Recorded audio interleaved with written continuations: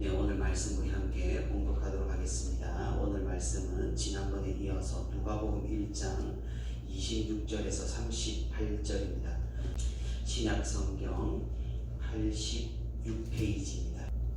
네, 우리 교독으로 함께 공독하도록 하겠습니다. 26절입니다.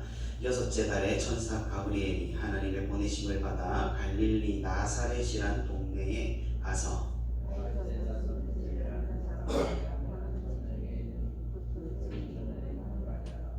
그에게 들어가 이르되 은혜를 받은 자여 평안할지어다 주께서 너와 함께 하시도다 하니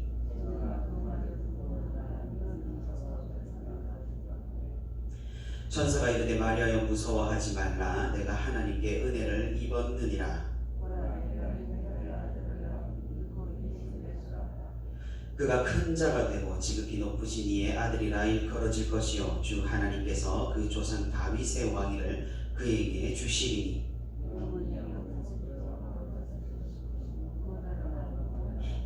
마리아가 천사에게 말하되 나는 남자를 알지 못하니 어찌 이 일이 있으리이까.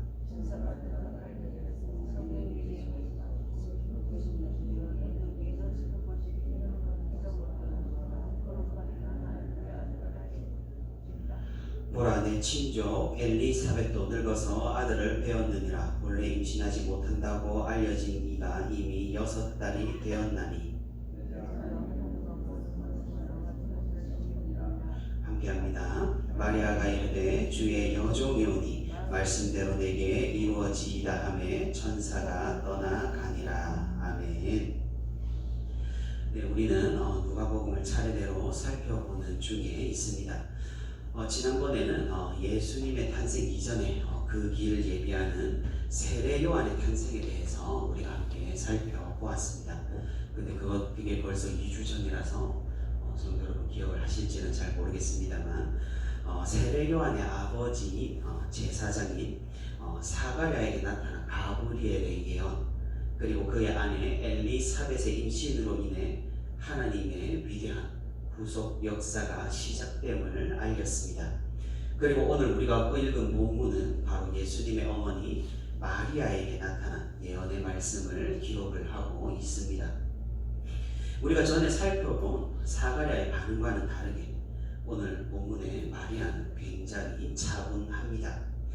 천사가 굉장히 이해할 수도 받아들이기도 어려운 말씀을 전했지만 믿음으로 순종한 마리아의 모습을 우리는 살펴볼 수가 있는 것이죠.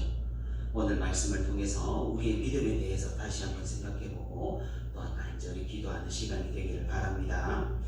먼저 우리가 한번 좀 짚고 넘어가야 할 부분이 있습니다.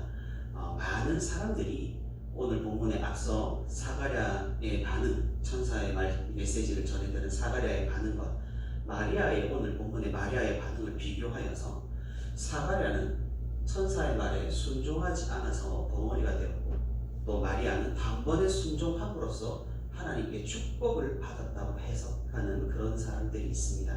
하지만 그런 해석은 조금은 지나친 감이 있습니다. 천사의 메시지에 왜 사가랴는 당황하고 심지어 조금은 부정적인 반응을 보였다고 했습니까? 제가 전에 말씀을 드렸죠. 사가랴는 평소에 이스라엘의 구원과 평화를 위해 기도하는 사람이었습니다.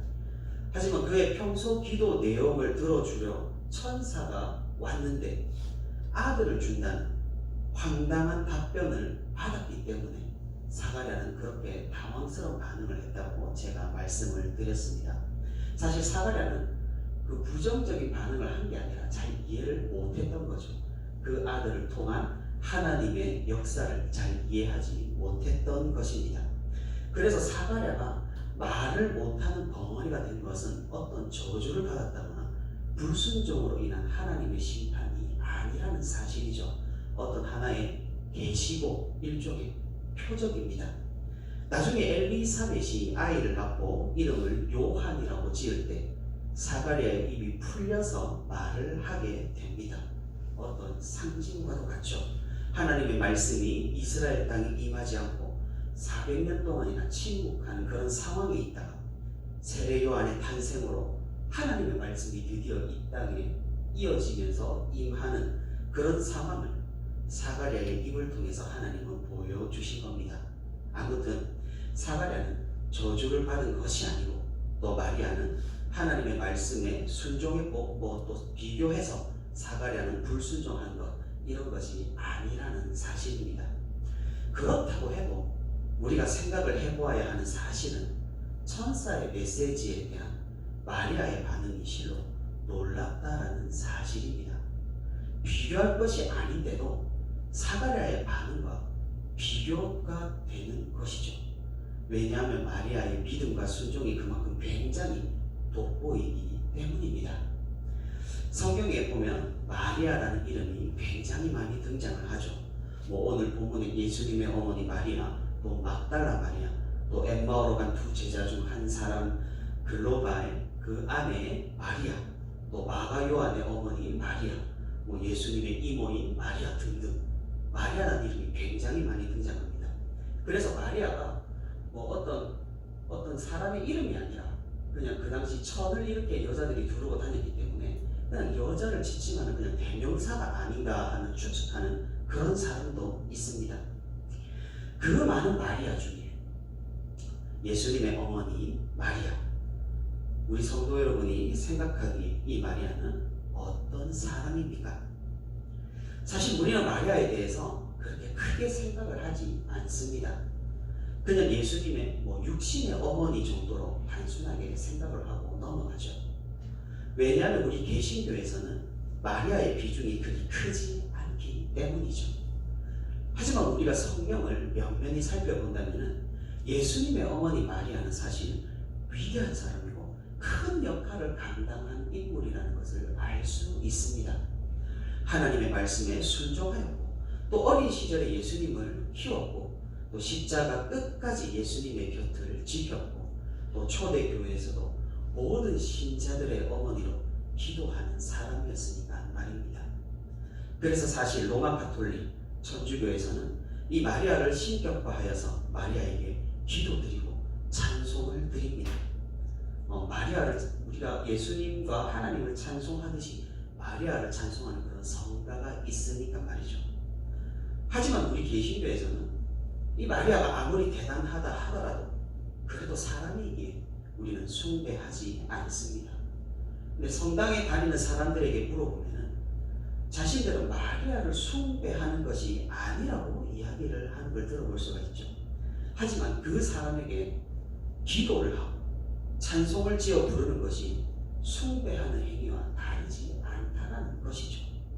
아무튼 마리아 숭배에 대한 이런 거부감이 커서 그런지 우리 개신교에서는 마리아에 대한 이야기를 강당에서나 우리 사이에서 잘 하지 않는 것이 일반입니다. 그래서 우리는 마리아가 어떤 인물인지, 왜 대단한 사람인지를 잘 모르는 것이죠. 우리가 읽은 본문은 천사가 마리아를 찾아와서 하나님의 말씀을 전해주는 장면입니다.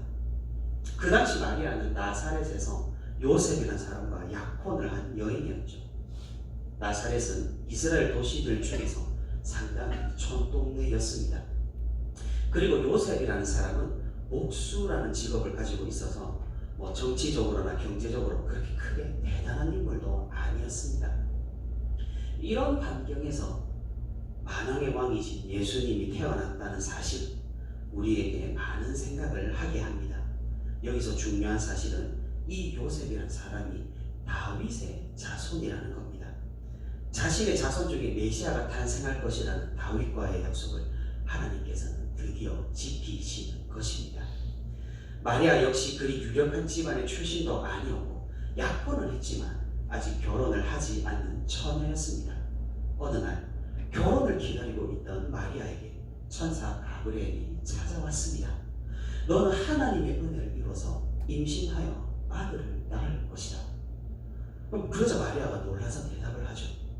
아니, 아직 결혼도 안 했고 남자와의 관계도 한 번도 가지지 않았는데 어떻게 그럴 수가 있습니까? 그러자 천사가 말합니다. 하나님의 능력으로 이 모든 것이 이루어질 것이다. 그러니까 마리아가 대답을 하죠. 주의 여종이오니 말씀대로 내게 이루어진 것입니다. 이 대답을 들은 후에 천사는 마리아를 떠나갔습니다. 오늘 본문을 짧게 요약을 해본다면 이런 대화가 오갔던 것입니다. 우리가 성탄절쯤에 가끔 듣는 대화일 수도 있습니다. 대충 흘려들으면 마리아가 그냥 이렇게 대답을 했구나 하고 넘어가면 그냥 그저 그런 이야기일 뿐 아무런 감동이 없는 이야기일 수도 있습니다. 우리는 마리아의 상황을 한번 유심히 살펴보아야 합니다. 지금은 여성의 인권이 상당히 신장되어 남녀평등이 일정 수준으로 올라왔지만 과거에는 남녀의 차별이 심했던 시대였죠. 이는 과거 이스라엘도 예외일 수는 없습니다. 하나님이 지키라고 명령하신 율법에서는 남녀가 협력하여서 서로 사랑하고 하라고 말씀을 하셨지만 당시 이스라엘의 율법 학자들은 이를 곡해하여 여자들에게 굉장히 불리한 사회 환경을 만들기도 했던 것이죠. 당연히 여성들의 삶은 힘들었습니다. 과거에는 더군다나 남편이 없는 여자는 스스로 살기 매우 힘들었던 사회입니다. 그것은 비단 이스라엘뿐만 아니었죠. 전 세계가 그랬습니다. 그래서 구약 성경의 율법에서는 고아와 과부에게 자비를 베풀라는 말씀이 자주 등장을 하는 것이죠. 과부가 어떻게 생활을 했는지 우리는 성경을 통해서 살펴볼 수가 있습니다. 어디서 살펴볼 수가 있죠? 룻기서를 통해서 우리가 살펴볼 수가 있죠. 룻과 그의 어머니 나오미를 보면은 할 수 있는 일이 없어 추수할 때 남의 밭에 떨어진 이삭을 주우러 다닙니다. 여자와 과부는 그 정도로 사회적으로 약자의 위치에 있었던 겁니다. 그렇다면 생각을 한번 해봅시다. 결혼을 앞둔 여자가 임신을 하여서 아이를 낳았는데 약혼한 남자와의 아이가 아니라면 마리아는 어떻게 될 것 같습니까? 당연히 간음을 한 죄로 돌로 쳐 죽임을 당할 것이고 집안에는 굉장한 불명예가 씌워질 것입니다. 그럼 마리아는 이런 일련의 상황들, 미래에 자기에게 일어나는 그런 부정적인 최악의 상황들을 예상해보지 않았을까요? 그런데 이런 사실이 일어날 것이라고 예언을 해주는 천사가 마리아 보고 하나님의 은혜를 입었다라고 말하고 있는 것이죠. 이게 무슨 하나님의 은혜입니까? 잘못하면 돌에 빠져 죽을 수도 있는 이런 일을 시키는 것이 하나님의 은혜일까요? 마리아의 반응도 굉장히 희한합니다. 이런 일이 일어난다고 말을 들으면 화를 낸다거나 욕을 해도 시원찮을만 말씀대로 이루어지기를 바랍니다. 아멘이라고 반응을 하는 것이죠. 그래서 마리아가 실로 대단한 사람이라는 겁니다. 위대한 인물이라는 사실입니다. 이런 상황과 말도 안 되는 환경 가운데서도 아멘으로 하나님의 말씀을 받아들인 사람입니다. 차별과 편견이 심했던 그 시대에 약혼한 남자와도 완전히 끝나버릴 수 있는 이런 상황에 심지어 돌로 쳐 죽임을 당할 수 있는 이런 일에도 마리아는 하나님의 말씀을 받아들이고 순종으로 아멘을 외쳤던 것입니다. 그러니 어떻게 되었습니까? 마리아는 하나님의 은혜로 예수님을 낳았고 또 예수님을 빌러 예수님의 끝까지 함께했고 교회를 일으키기까지 위대한 일들을 해냈습니다. 마리아는 하나님의 말씀에 대한 순종으로 하나님께서 귀하게 사용하는 그런 사람이 된 것입니다. 마리아의 그 아멘이라는 대답이 마리아의 이 순종이 오늘날 우리에게 믿음이 무엇인가를 보여주는 것입니다. 세상적으로 봤을 때 마리아는 아멘이라고 대답하면 안 됩니다. 죽을 수도 있고 그 험난한 세상 비혼모로 어떻게 그 세상을 살아가겠습니까? 약혼자에게 내쳐질 수도 있는 그런 상황이었습니다. 말이 안 되는 거죠. 만약 우리가 마리아와 같은 그런 하나님의 말씀을 오늘 받는다면 우리는 어떻게 하겠습니까? 정말로 죽을 수도 있는 생명의 위협을 받을 수도 있는 그런 일을 하라는 명령을 받았다면 말이죠. 하나님은 우리에게 좋은 것을 주시지 않으신가요? 대체 왜 이런 것을 주시는 걸까요? 이렇게 생각할 수도 있겠습니다. 사실 우리는 시야가 좁기 때문에 우리 자신만 생각하기가 쉽습니다. 당장의 눈앞의 것만 생각하기가 쉽다는 것입니다. 그러니 하나님의 말씀에 즉각적으로 순종하는 것이 참으로 힘이 듭니다. 마찬가지죠. 우리 역사에 과거에 일본이 신사참배를 강요를 했을 때도 우리는 자신과 가족들을 생각을 한다면, 당장의 눈앞의 것을 생각을 한다면 하나님의 말씀을 따르기보다는 당연히 신사참배를 해야 되겠죠. 당장의 삶을 위해 우리가 하나님을 버렸던 슬픔의 역사가 우리에게 있는 것입니다. 그런데 마리아는 달랐죠. 마리아의 순종은 예수 그리스도라는 인류 역사상 가장 중요한 사람을 태어나게 했습니다. 마리아는 앞으로 자신에게 일어나는 그 모든 일들을 이해하지는 못했지만 하나님의 말씀을 믿고 하나님의 인도하심을 믿고 순종을 한 것입니다. 그 순종이 예수 그리스도의 탄생의 시작이 되었고 인류를 구원할 믿음의 역사가 된 것입니다. 말씀을 맺겠습니다. 이런 사실은 오늘날 우리에게도 마찬가지입니다.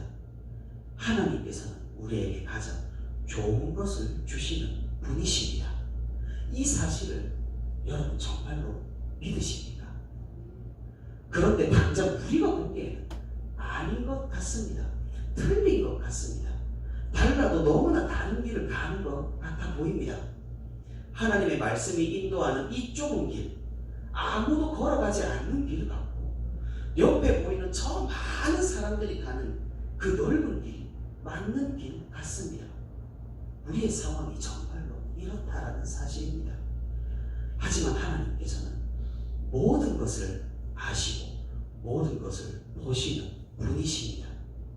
우리가 이런 혼란스러운 상황 가운데서 분명히 해야 할 것은 아멘으로 하나님의 말씀에 순종하는 것입니다. 이것이 믿음이죠. 이것이 말씀을 따르는 삶입니다. 성경에 대해서 많이 안다고, 교회를 오랫동안 다녔다고 모두 다 믿음이 있는 것이 아닙니다. 성경도 말하죠. 하나님께서는 이 돌들도 아브라함의 자손이 되게 하실 수 있다고 말하고 있는 것이죠.